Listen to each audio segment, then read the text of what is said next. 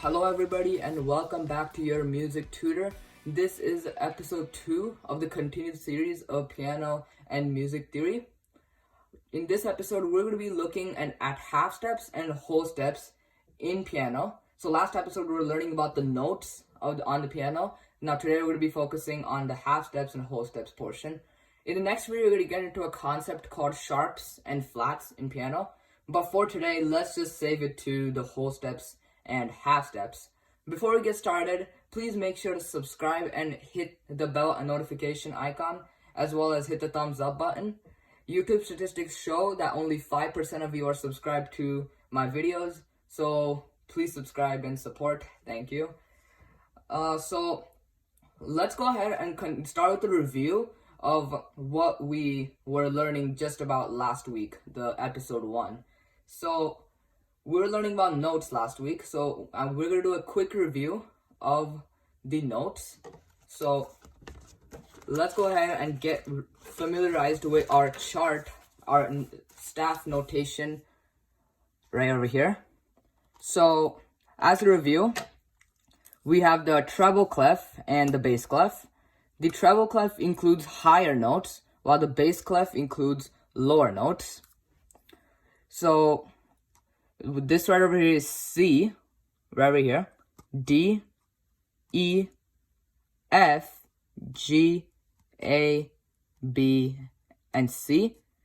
It is also familiar to be realized by the line notes and the space notes. There are 5 lines on the staff and 4 spaces in the middle, right over here. Then let's go ahead and go to the lower notes of the review. This one's C, D, E, F, G, A, B, and C. A good way to figure out where the note F is on the bass clef is these 2 dots right here. I mentioned last week that these 2 dots served an importance in the staff notation. These 2 dots and the line that goes through the middle signifies where F is located. So you could use that as a relative point for bass clef notation. Then let's go ahead and I'm going to play 3 notes on the piano, and as a review and warm up, you can pause the video and try to identify them. So here's the first note.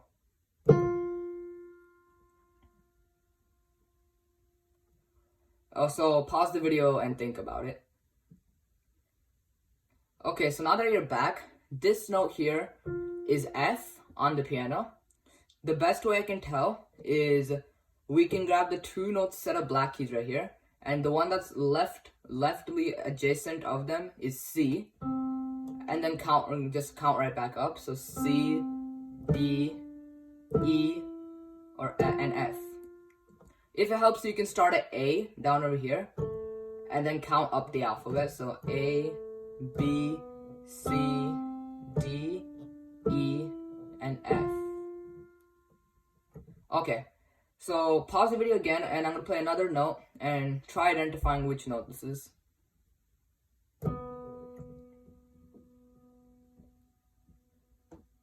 Okay, so now that you're back, this note here is B.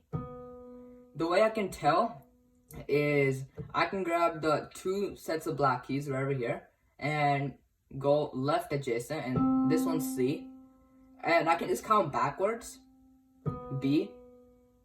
Or I can count up all the way from here to here. So this would be C, D, E, F, G, A, and B.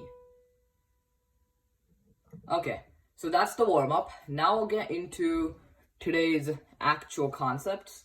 So we're going to be learning a concept called whole steps and half steps. So let's familiarize ourselves with what a whole step is to begin with. So a whole step is a distance of notes right over here, which in this case includes a black key in the middle. So for example, a whole step would be C to D. The way I can tell this is a whole step is because there's 1 note in the middle, and that's this black key right here. We're going to get into black keys in the next video, but let's just focus on the white keys. So for example, C to D is a whole step. The reason I can tell this is because of the black key that lies in the middle of C and D. Another example of a whole step can be found between G to A. And familiarize yourself that there is a black key right in the middle of these two keys right over here. And then let's come up with one more example. So pause the video and see if you can identify if this is a whole step or not, or whole step or a half step. So right from here to here. So the distance of these two notes is a whole step. The reason I know is because of this black key right over here in the middle of these two white keys. Great. So now that you have understood that part, let's move on to half steps. So a half step is the smallest distance between two notes. The smallest distance, so let's come up with an example. So you can say C to this black key right over here is a half step, because it's the smallest unit of distance from one note to another, and there is nothing that resides in the middle of these two notes. This is a half step. Let's come up with another example. So right over here and here. This is a half step because there's nothing in the middle of that's getting in the way of me playing this note and this note. There's nothing in the middle physically. So let's come up with one final example.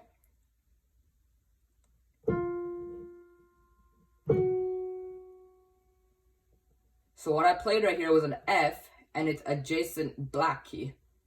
This is another example of a typical half step. So yeah. So the next concept we're going to get into is the naturally occurring half steps. This is kind of like the final part of this, understanding this whole part. And since this also serves as a big basis for piano understanding in the future. So the naturally occurring half steps can be found between B and C, and then also between E and F. So let's do that again. So they're found between B and C and E and F. If it helps you, you can see that there's a 2-finger space between these notes. This indicates that they are naturally occurring half steps, which means if someone was to ask you what the distance between these two notes is, so E to F, the answer would be a half step, and the reason would be because it's a naturally occurring half step, and there's nothing physically like in the middle of these two notes. I can put my both fingers through the middle, and that's a good way of telling whether or not it's a half step or if it's a whole step. It's a naturally occurring half step. The final concept here is, what if there are notes between two black keys, for example? So if we have from here to here. So try to pause and at least attempt to guess if this is a whole step or a half step. So now that you're back, this indicator difference right here is a whole step, these two notes, and the way I can tell is because of the white key in the middle. So earlier we're going from white key to white key, and we figured out this was a whole step because of the black key in the middle. But now if we go from black key to black key, in this example, we can see this note A right over here is the note in the middle. This works in similar order. If you were to go from here to here, we can see that there's nothing in the middle of the two notes that I'm clicking. So yeah, that's pretty much all you need to know about this concept. Let's do one final example to wrap up today, and then we'll be done. So here's one last example. So from here to here. Now it's a little more of a challenging one. So pause your video and take time to think through it. Okay, so now that you're back, this indicator difference is a whole step. And the way you can tell is simply because of the fact that this C ended up being in the middle of the notes I was playing. So this right here would be a whole step. If I was to say B to C, because we can fit our fingers through here, it's a naturally occurring half step. So that's it, everybody. I'll see you guys next week, next Saturday. I'm going to be publishing videos just about every Saturday, so keep the bell notification on and watch on my channel. And thanks for watching, and happy practicing.